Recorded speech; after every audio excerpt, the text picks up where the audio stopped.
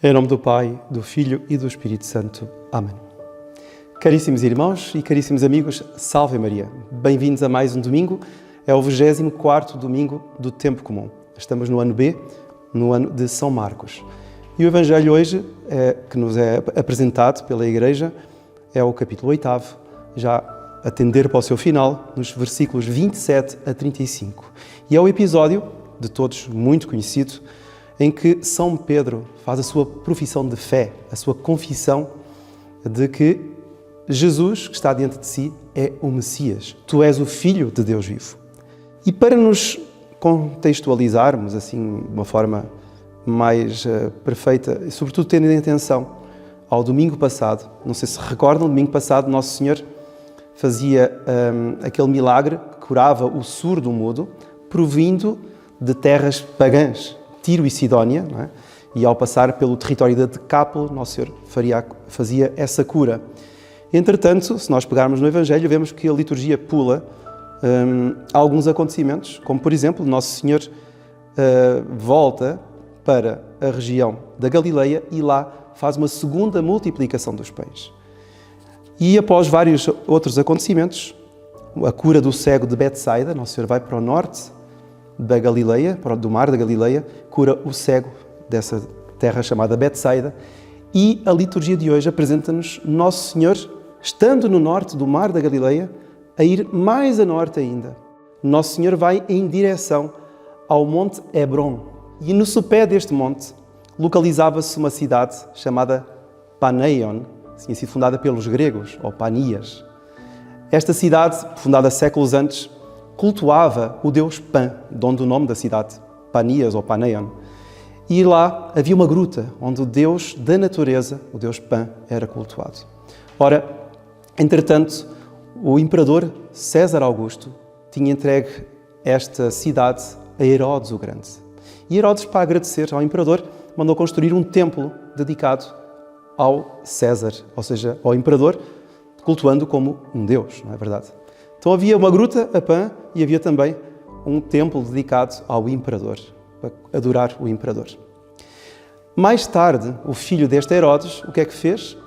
Ele, para cair nas boas graças do outro imperador que veio, Tibério César, acabou por mudar o nome da cidade e chamou de Cesareia de Filipe. Filipe, porque era dele, e Cesareia em homenagem ao imperador, ao César, Tibério César.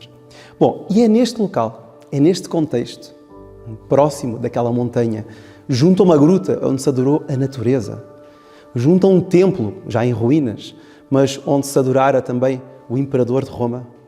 Adorou-se a natureza, adorou-se um homem. É neste local que Nosso Senhor chama os seus apóstolos, os discípulos, e pergunta-lhes: quem dizem os homens que eu sou? E os apóstolos, na sua simplicidade, quer dizer, sem ter nenhum preconceito, nenhuma ideia prévia, dizem, uns dizem que és João Batista, outros dizem que és Elias, outros até que algum dos profetas, nem sabem bem quem é. Então vejam só que é curioso. Estas multidões aqui dizem para Nosso Senhor, estas multidões dizem sobre Nosso Senhor uma série de coisas. E Nosso Senhor pergunta: e vós, quem dizeis que eu sou? Não é? Então vejam só, é muito curiosa esta situação. Nosso Senhor está próximo de um Deus da natureza, que era cultuado ali numa gruta próxima. Está próximo de um templo em ruínas, um templo onde se adorou um homem chamado César Augusto, um imperador de Roma. E Nosso Senhor ali pergunta aos apóstolos o que dizem as multidões. Quer dizer, vejam só, o mundo, as pessoas, adoraram a natureza, adoraram um homem, não é verdade? E agora, o que dizem sobre o Filho do Homem, o Filho de Deus? O que é que vão dizer as multidões? E é curioso que eles não vão chegar até lá. As multidões vão dizer apenas: és João Batista, o precursor, Elias, quer dizer, o príncipe, digamos assim, o principal dos profetas da antiga Israel, ou algum outro dos profetas que voltou. Mas será verdade isso? Isso é verdade? Então, eles que tanta facilidade tiveram para adorar deuses pagãos, não é? Deuses falsos. Se nós pegarmos na Escritura, pegarmos nos antepassados, adorar o bezerro de ouro. Eles chegaram a adorar o éfode de Gedeão. Não é? O povo judeu chegou a adorar uma peça, uma espécie de um colete, que colocavam os sacerdotes com pedras preciosas para fazer, enfim, a sua ação sacerdotal. Então, houve um momento, contado no livro dos Juízes, que os judeus adoraram, prestaram culto ao próprio éfode de Gedeão, que Gedeão mandara fazer. Então, eles que adoraram coisas triviais, quer dizer, objetos materiais, um bezerro de ouro, um éfode, um objeto litúrgico. Tá bom, eles não conseguem perceber quem é aquele que está diante deles. O que é que Nosso Senhor quer estabelecer com esta posição, não é?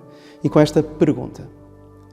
É que as multidões, os grupos humanos, raramente ou nunca acertam nos seus dizeres, nos seus comentários.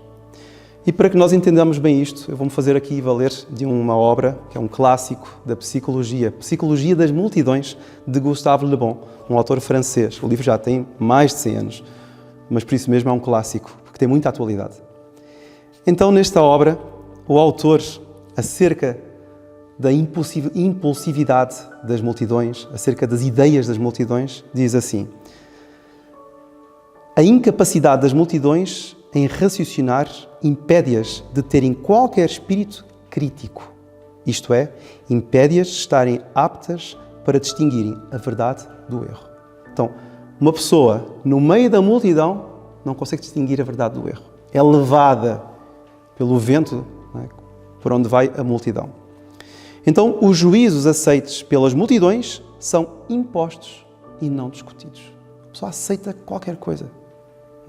Não pensa se é verdade, se é erro. E depois, mais adiante, diz assim também: a afirmação pura e simples, vou afirmar uma coisa, é João Batista, pura e simplesmente, desprovida de raciocínio e prova, é um dos meios mais seguros para fazer penetrar uma ideia no espírito das multidões. Então, tão simples. É João Batista. Como é que você sabe?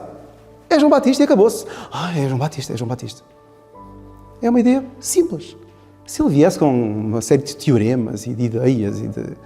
Não, muito simplesmente. É João Batista. O outro é Elias. Isto é a melhor forma para enganar o espírito das multidões. Não é? E assim, o que é que vai acontecer? Vão-se formar correntes de opinião. E é o que Nosso Senhor faz ver aqui aos apóstolos.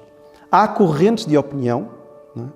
Ou seja, há grupos, há núcleos de pessoas que pensam de um modo, há outros núcleos de pessoas que pensam de outro modo, há correntes de opinião acerca da figura do Messias. Ou melhor, não é do Messias, é de Jesus, porque eles não consideram Jesus como Messias. Não é? Eles dizem, é João Batista, é Elias, é um outros profetas.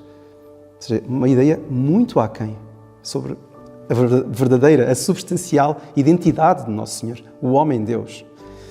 E então é muito interessante que, através destas correntes de opinião, o que é que acontece?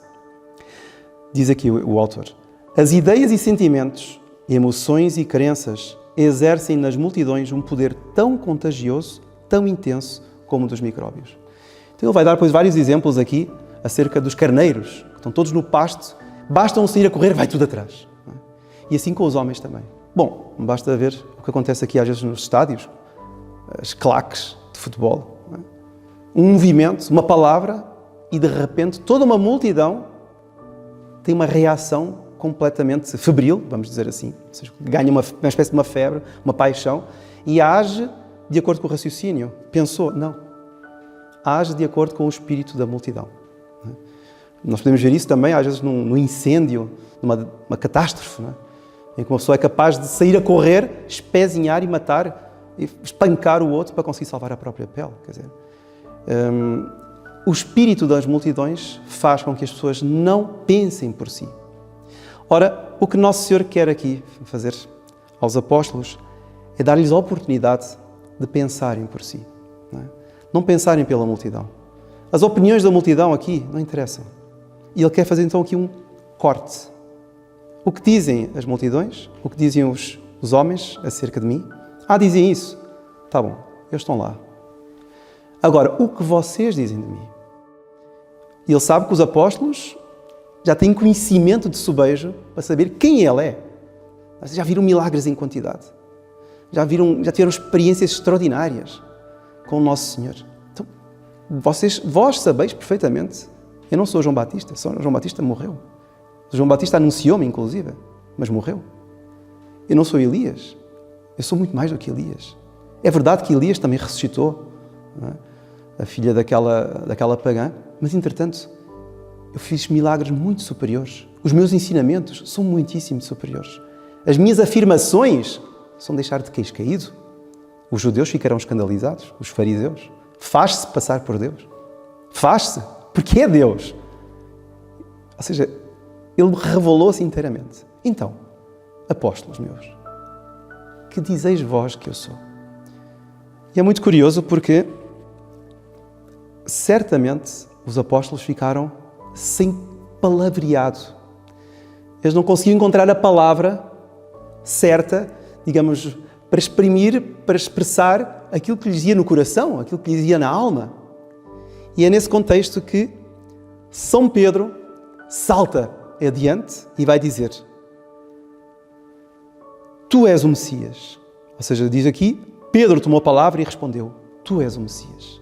Ou seja, dizendo que era o Messias, já fazia o seu ato de fé, a sua confissão. Eu acredito que não sois nem o precursor, nem nenhum dos profetas. Vós sois o Messias que todos nós esperávamos. E é muito interessante então que Nosso Senhor, com esta afirmação de Pedro, não é? E com este destacamento, digamos assim, com esta separação da opinião de Pedro, que é a opinião dos apóstolos, não é? Apesar de não terem expressado essa opinião, com essa declaração de Pedro e com a separação dessa declaração com as opiniões do mundo, das multidões, Nosso Senhor quer criar aqui uma divisão. Ou seja, não sigam a opinião do mundo. A opinião do mundo erra fatalmente, erra brutalmente, tira conclusões as mais absurdas. Ouçamos o mundo. Vale a pena ouvir o mundo. O que é que ele tem para dizer? Muito bem. Seguir o mundo? Não. Porque o mundo é gerido por correntes de opinião e essas correntes podem nos levar pelo mau caminho e provavelmente, e certamente, nos levarão pelo erro. E se os apóstolos tivessem seguido o espírito do mundo, não é? Como nós podemos ver daqui, eles teriam ficado como todos os outros judeus. Sou João Batista, mas João Batista não morreu. Mas é João Batista na mesma. Quer dizer, mas ele morreu, como é que é João Batista? Porque era o espírito do mundo. Dizia que era. Carneirinho. Baixa as orelhas, acredita nisso. Então, Nosso Senhor quer separar. Eles diziam uma coisa: vós, metam a cabeça a funcionar. Quanto tempo estão comigo? 2 anos. Pensem, o que é que viram? O que é que ouviram?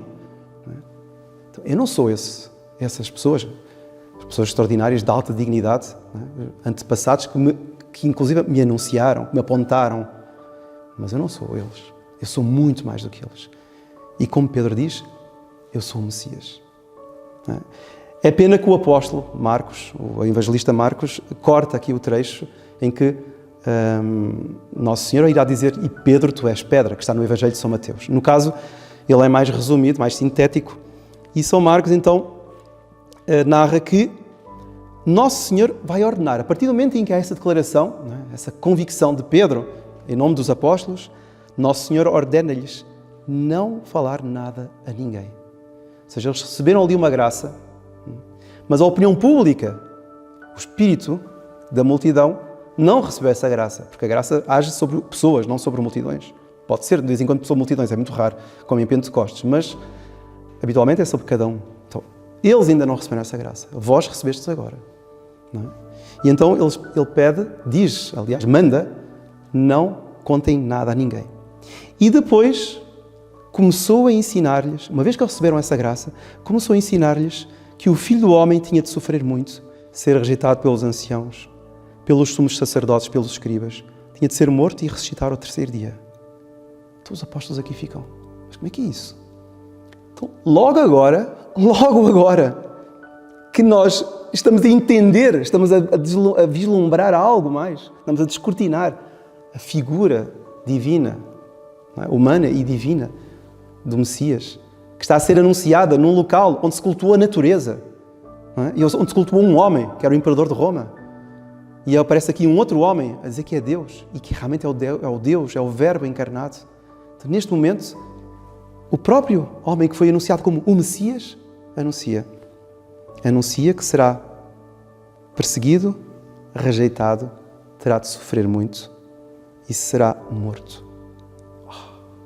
Os apóstolos então ficam... Eles não entendem mais nada. Foi uma aprovação certamente. E Jesus dizia-lhes claramente estas coisas. É muito interessante que aqui, o claramente, a palavra, por exemplo, no latim, et palam verbum loquebatur. Não é? Falava-lhes o verbo, transmitia-lhes a palavra abertamente. Palam é uma palavra que no latim significa abertamente e é ao contrário de clam. Clam é de onde vem clandestino, algo que se faz às ocultas. Palam significa abertamente. Ou seja, Nosso Senhor, neste momento, dizia abertamente. Uma vez que Pedro recebeu aquela graça, e com Pedro os outros, não é? Como mais ou menos como num chafariz que cai a graça de Pedro e caiu também sobre os apóstolos e sobre os discípulos, todos eles tinham recebido ali uma graça de entender que realmente ele não era o João Batista, não era Elias, não era nenhum profeta, não. Ele era o Messias. E então, por causa dessa graça, Nosso Senhor começa a anunciar-lhes claramente. Palam. E Pedro, que tinha recebido a graça de entender, digamos, e de se proclamar a messianidade de Jesus Nosso Senhor, Pedro toma-o à parte e começou a contestá-lo, diz aqui o Evangelho.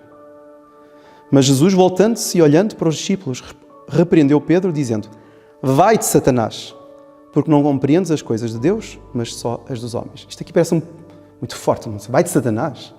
Não é que São João Crisóstomo explica que não é que São Pedro era Satanás, nem que ele estava a ser induzido por Satanás para tentar a Nosso Senhor. Também não era isso. É que, se acreditam realmente que ele é o Messias, têm de renunciar-se a si mesmo. E por isso ele vai dizer: se alguém quiser seguir-me, renuncie a si mesmo, tome a sua cruz e siga-me. É uma frase muito, muito forte. Se nós formos ver, no grego, a palavra que é usada é aparneomai. Arneomai significa negar. Aparneomai significa negar com intensidade, ou seja, mandar, não quero, e empurra aquilo para longe. É mais ou menos como no latim, abnegat se metipson, ou seja, negue-se a si mesmo. Negar é negar, como em português. Abnegat é abnegar, renegar. Ou seja, a pessoa negar com uma compulsividade, ou seja, é dizer não quero. Pronto, afirmação claríssima. Não é? Então, o Nosso Senhor vai mostrar como a renúncia que a pessoa tem de fazer de si mesmo é uma renúncia completa. Essa renúncia exige vários graus, não é? Porque vai até ao tomar da cruz e segui-lo. Tomar a cruz, certamente que os apóstolos aqui não entenderam o que é tomar a cruz. Evidentemente que havia um suplício naquele tempo, que era a pessoa ser posta no madeiro. Entretanto, o tomar a cruz, eles não sabiam que daí a um ano Nosso Senhor estaria a ser crucificado. Mas, de qualquer forma, Nosso Senhor, nesta frase, já mostra toda a perspectiva daquele que crê nele. Ou seja, quem crê em Nosso Senhor tem como horizonte o sacrifício, o sofrimento. E não é à toa que na primeira leitura de hoje nos é apresentada a leitura do livro de Isaías, em que é-nos dado este trecho impressionante, não é? Que é o cântico do servo de Yahvé, um dos trechos do cântico do servo de Yahvé, em que o Messias, no caso aqui é patente que é ele, apresenta-se àqueles que lhe batiam, dá a face aos que lhe arrancavam a barba. E ainda pergunta: pretende alguém instaurar-me um processo? Não é? Então compareçamos juntos, não é? Porque o Senhor Deus virá em meu auxílio.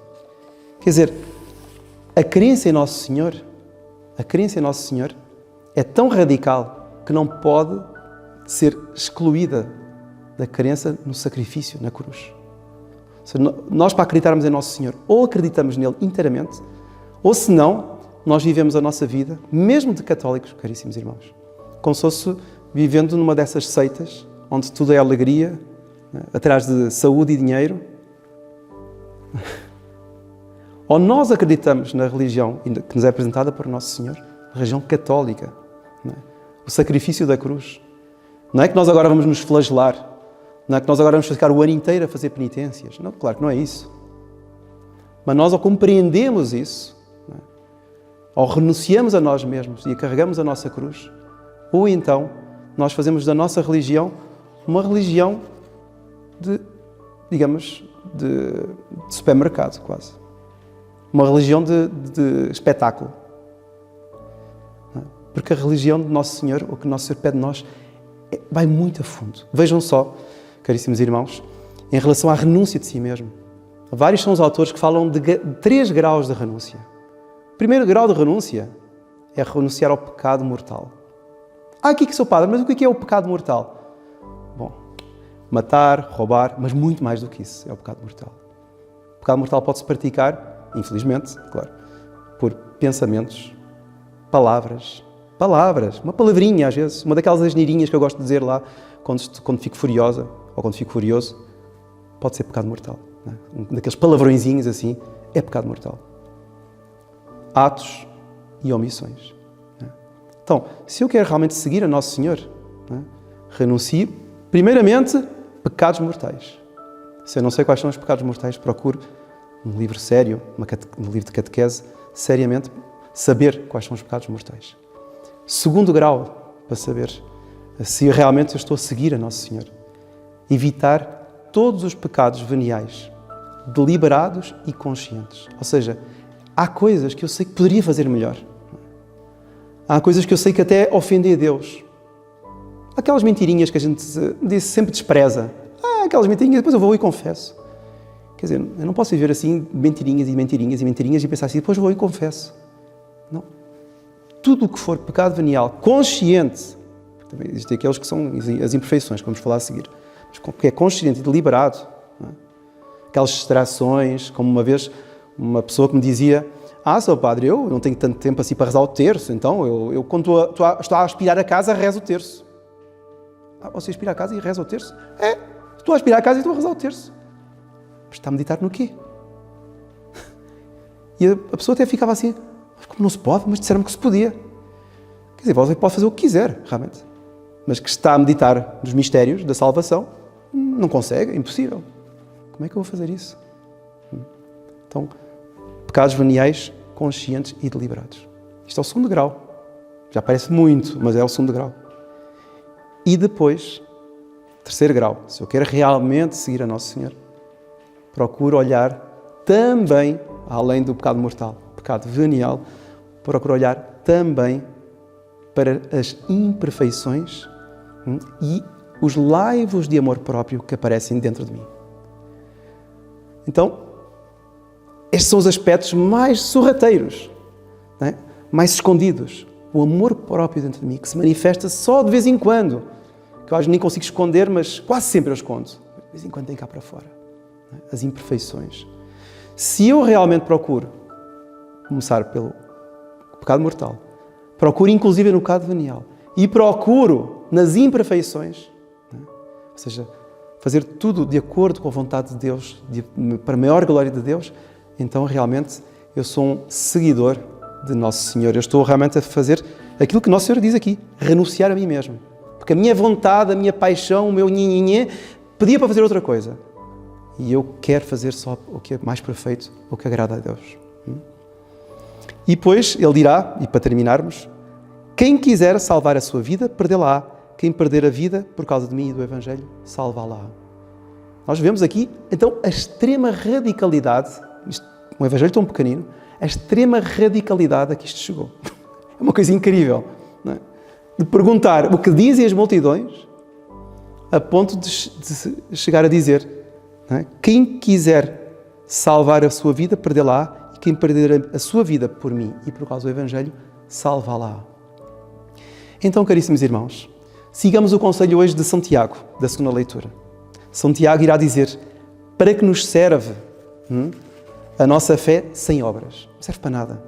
E ele vai dizer: mostra-me a tua fé sem obras e eu, pelas obras, mostrar-te-ei a minha fé. Caríssimos irmãos, hoje o Evangelho é exigente. Queremos mostrar que temos fé. Acreditamos que Jesus, nosso Senhor, é o Messias, o Filho de Deus vivo. Não é? Corroboramos, sublinhamos o que aqui diz São Pedro. Ótimo, fenomenal, muito bom. Ponhamos em prática isto que acreditamos. Que nosso Senhor é o Messias, que veio ao mundo para nos salvar e que nos deixou uma amável e maravilhosa mãe, que é a Nossa Senhora, para nos ajudar a carregar a nossa cruz até ao último dia da nossa vida. E um dia estarmos com Ele e com ela no alto dos céus. E é isso que eu desejo para todos vós. E que a bênção de Deus Todo-Poderoso, Pai, Filho e Espírito Santo, desça sobre vós e permaneça para sempre. Amém. Louvado seja nosso Senhor Jesus Cristo.